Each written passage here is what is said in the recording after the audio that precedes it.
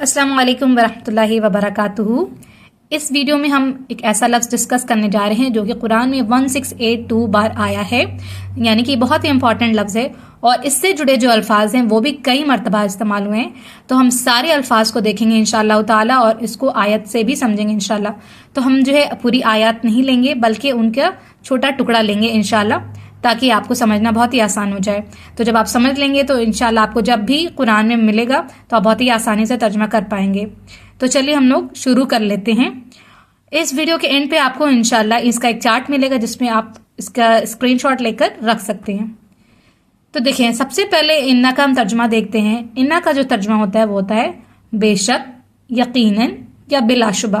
तीनों में से कोई भी तर्जमा हम कर सकते हैं, ठीक है। तो अब इसको आयत से समझते हैं। देखिए, इन्नल्लाह मअस-साबिरीन, इन्ना का मानी हो गया बेशक, यकीनन या बिलाशुबा। अल्लाह अल्लाह, मआ यानी साथ, अस-साबिरीन यानी सब्र करने वाले। तो इन्नल्लाह मअस-साबिरीन यानी बेशक अल्लाह सब्र करने वालों के साथ है।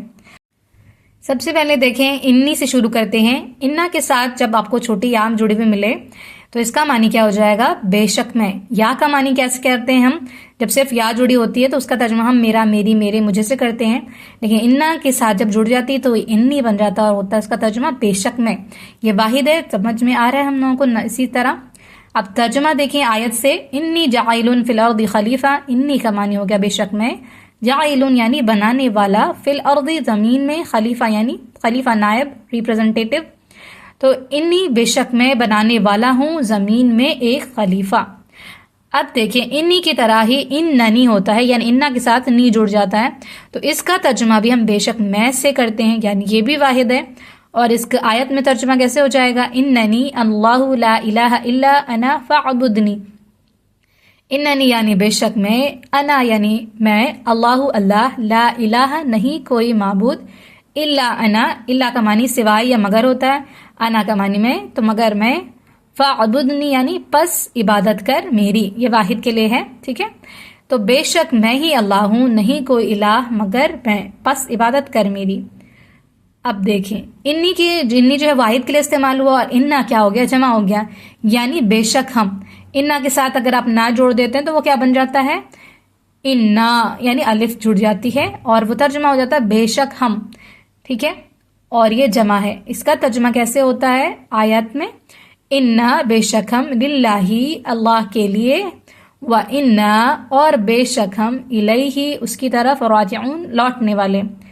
इन्ना लिल्लाही व इन्ना इलैही राजिऊन, बेशक हम अल्लाह के लिए हैं और बेशक हम उसी की तरफ लौटने वाले हैं। अब देखें, जैसे हमने इन्नी से इन्ननी देखा था उसी तरह इन्ना से इन्नना भी होता है, ठीक है। और इसका तर्जुमा भी सेम होता है, यानी बेशक हम। अब इसका आयत में क्या तर्जुमा होता है? रब्बना इन्नना आमन्ना फगफिर लना दुनूबना वक़िना अज़ाबन नार।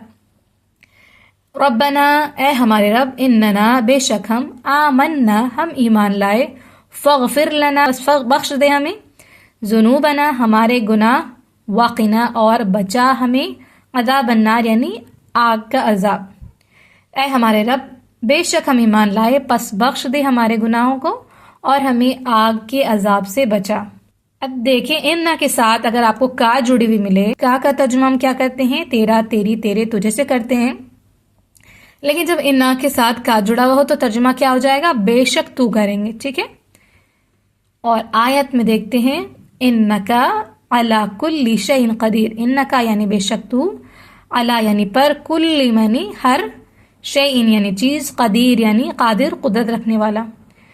तो इन्नका अला कुल्ली शैइन कदीर, बेशक तू हर चीज पर कादिर है। अब देखिए, ये वाहिद के लिए था इन्नका। अब है इन्नकुम। इन्नकुम का क्या तर्जुमा हो जाएगा? बेशक तुम, यानी ये ज्यादा लोगों के लिए इस्तेमाल हो रहा है, यानी तुम सब, ठीक है। आयत में तर्जुमा हो जाएगा व इन अतअतुमुहुम इन्नकुम लमुश्रिकून। व इन और अगर, अतअतुमुहुम तुमने इताअत की उनकी, इन्नकुम बेशक तुम यानी तुम सब, ला मुश्रिकून यानी अलबत्ता मुशरिक होगे।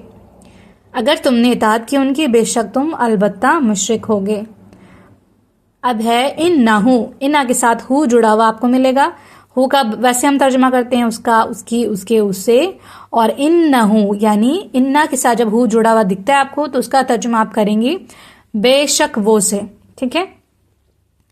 انہو لکم عدو مبین، انہو کا معنی ہو گیا بے شک وہ، یعنی یہ واحد کے لیے ہے، کسی ایک انسان کے لیے بول رہے ہیں. لکم یعنی تمہارے لیے، عدو کا معنی دشمن، مبین یعنی کھلا واضح، تو بے شک وہ تمہارے لیے کھلا دشمن ہے. اس کے بعد ہے انہم، انا کے ساتھ جب ہم جڑ جائے تو ہم جو ہے یہ جمع کے لیے استعمال ہوتا ہے، یعنی وہ سب، ٹھیک ہے. انہم کا معنی پھر کیا ہو جائے گا؟ بے شک وہ سب. اب آپ بے شک کی جگہ جیسے آپ نے انا کا جو مطلب سیکھا تھا بلا شبہ یا یقیناً، اس میں سے کوئی بھی استعمال کر سکتے ہیں سارے ہی لفظ کے ساتھ. تو انہم ہو گیا بے شک وہ، یعنی کہ وہ سب. انہم لا یعجزون، بے شک وہ لا یعجزون نہیں عاجز کر سکتے. دیکھیں فائنلی اب ہم دیکھ لیتے ہیں چارٹ کا ترجمہ. انا کا معنی ہم نے دیکھا تھا بے شک، یقیناً یا بلا شبہ. انی کا معنی ہو جائے گا بے شک میں، یہ واحد کے لیے استعمال ہو گیا ایک انسان کے لیے. انا ہو گیا بے شک ہم، یہ جمع ہو گیا. اننی یہ بھی واحد ہو گیا بے شک میں، سیم انی کی طرح.